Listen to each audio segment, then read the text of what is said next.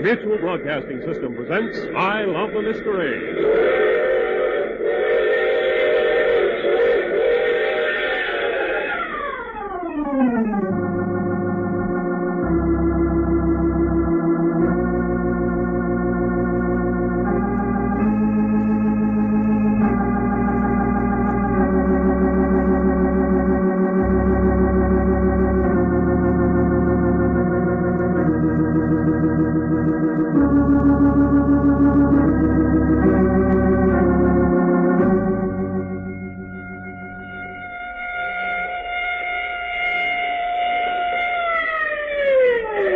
A new Carlton Morse adventure thriller,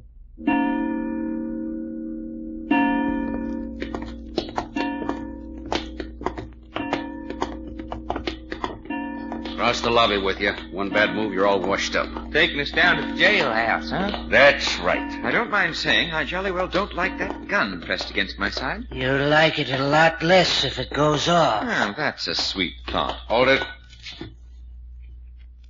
Open the door, Packard. right? Lead the way, Sweeney. Come along, you. Down the steps with you. Now then, across the street. I don't see any police car. Cars across the park. You mean in front of Sonny's house? Yeah. We stopped there for you. Found out you'd gone over to the hospital. Now then, through the park. First time I've had a chance of taking an errand with an escort for a long time now. How much you get for acting as a fella's bodyguard, Sweeney? You talk too much for your own good. No. But honest, feller, do you like being a policeman? I do that. When I get a chance to pick up such as you. Oh, now, I ain't such a bad fella. You might even get to like me if you knowed me. I have my own opinion on that. Keep marching. Sure. What's the matter with your copper, Reggie? Ain't heard a word out of him. He hasn't said anything. I think he's got laryngitis.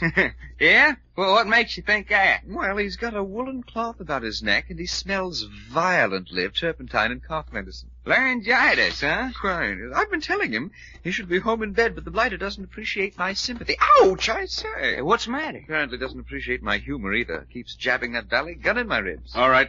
This is it. You mean this car under the streetlights? That's right. Open the back door, Sweetie. But this isn't a police car. You don't say. Look here, there's something phony about this. You mean these birds ain't policemen? Get into that back seat. What about it, Jack? Yes, get in. But if this is a frame-up... Get in. Follow him in, Sweetie. Sure. Here, you sit in the middle. I'll take the outside. Suits me. Now you, Limey. Jack, if this is... Get in, Reggie. Quiet. Follow him in, Burke. Well, anyway, Reggie, you and me get to ride next to each other. Is that important? Well, anyway, I like back seat riding best myself. All snug as 4 doggone bugs in a rug. All right, Packard, in the front seat. Suits me. Keep your other gun on him while I get under the wheel, Sweeney. He's covered right up to his eyes. I take it we're going for a nice long ride. Take it or leave it alone. You know, Jack, if these 3 hombres sure enough ain't cops, it looks to me like we got a mighty interesting ride ahead of us. Looks like it, all right. Keep the gun on him, Sweeney, until I get the car underway. It's as good as done. Hey, ask him up there if he's a good driver, Jack. Well, here we go.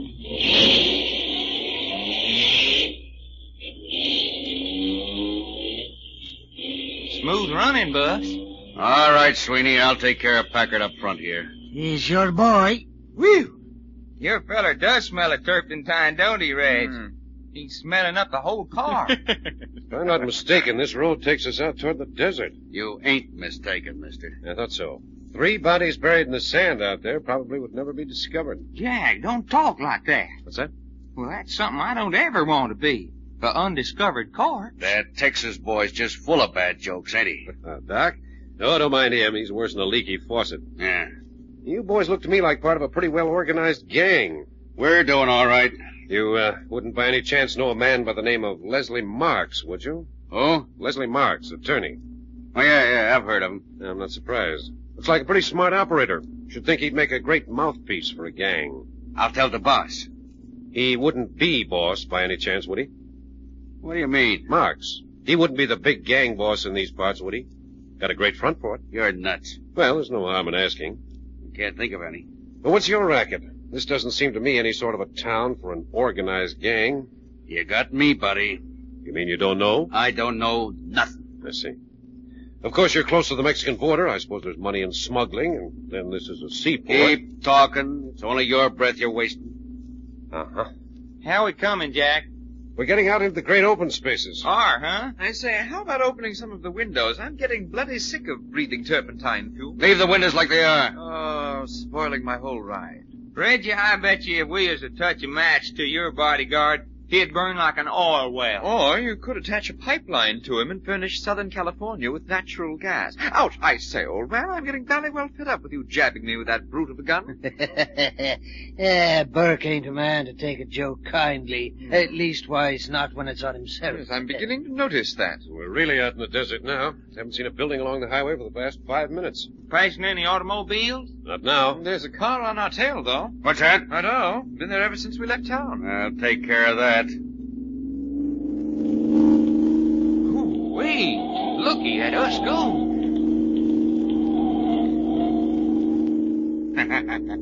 Leaving it behind like it was standing still. This car's got an engine in it, all right. I say, the other car's out of sight already. Doc, Reggie, can you hear me? Yeah? I know. Get ready for the worst. What'd you say? I told him to get ready for the worst. What do you mean by that? Keep on going like this, and almost anything's liable to happen. Such as what? Such as this. Hey, let go that wheel, you! Look out, Doc, Reggie! Hey!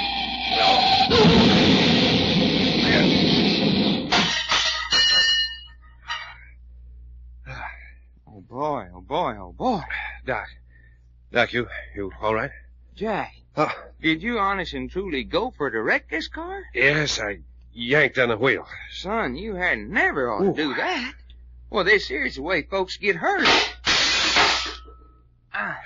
You see Reggie?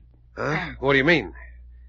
Isn't he back there with you? Feller, when this bus done its first flip-flap, Reggie zoomed out of here like he's shot from a cannon. Well, let's get out of here and find him. I reckon I'm gonna need some help. What about these other guys? Well, they'll have to look out for themselves now. Car's over inside. Can't you climb out through the back door? Nope. Door's jammed. Uh-huh. Well, climb over in the front seat and I'll give you a hand. Okay, there. I stepped right in the middle of the driver. He didn't notice it. Yeah, sleeping like a baby. Be careful of that broken glass. Now, up with you. Yep. There we are. Hey, Jack. Huh? There's the headlights of that car that was following us over yonder in the highway. Well, never mind that. Find Reggie. Yeah, he should ought to be over this way. Oh, is that you over there, Jack? Hey, Jack, it's Sonny. Sonny, what are you doing out here? Jack, what happened? I asked you Are what you were hurt? doing out here. I followed you. The minute those 3 policemen took you boys out of Phil's room, I followed. I thought they were going to take you to the police station. Well, they weren't policemen. They weren't. Jack, what are you looking for? Reggie. Oh, is he hurt? I'll tell you better when we find him. Hey, Jack. Hey, here he Oh, is. come on. Oh, you see? You see the horrible things that are happening to you already from associating with me? Oh, that's stupid. Here, this way, Jack. How is he, Doc? Can you tell? Well, he's knocked out all right, but he lit in these here bushes. I don't think there's nothing broken. Oh, I hope not. Yeah, let me see. What the heck you doing out here, Sonny? I trailed you.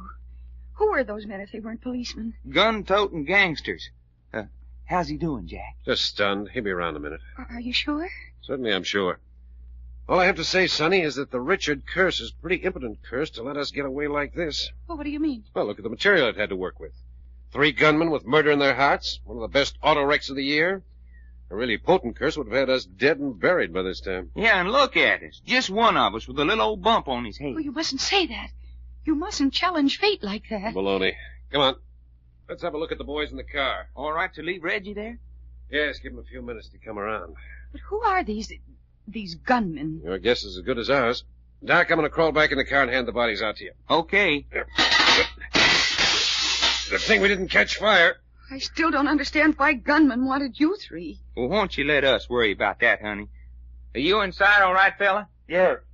Here comes the driver. Okay. Careful with him. He's got some broken bones. Got him. A meaty guy for his size. Now, lay there for a minute. He's not dead. No, ma'am. Just chewed up a little. Next. Now, let him come. Which one's he? Sweeney. You got him? Yep. Come on, Sweeney, old kid. The trip ended up kind of different. You expected, didn't it? That's it. Lay down there beside your pal. Can I do anything? I don't reckon. These fellas is going to need the attention of an expert. They're hurt seriously? Well, they ain't been done no good. Ready, Doc? Well, this would be old laryngitis himself, huh? I got him. You fella. Now that you're unconscious, you're exuding turpentine worse than when you was kicking. Yeah, I'm glad that's over.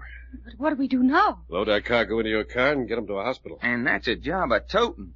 I wish Reggie'd come too, so's he could give us a hand. Hadn't we ought to hurry if they're in All right. Stick up your hands, all of you. What's that? Hey, Jack, we got visitors. You heard me. Not a move out of any one of you. Guns and everything. Now what you suppose this is for? But there must be some mistake. Keep out of this, sister. What's the idea? We came out here tonight to bury you, mugs. And burying's what you're going to get.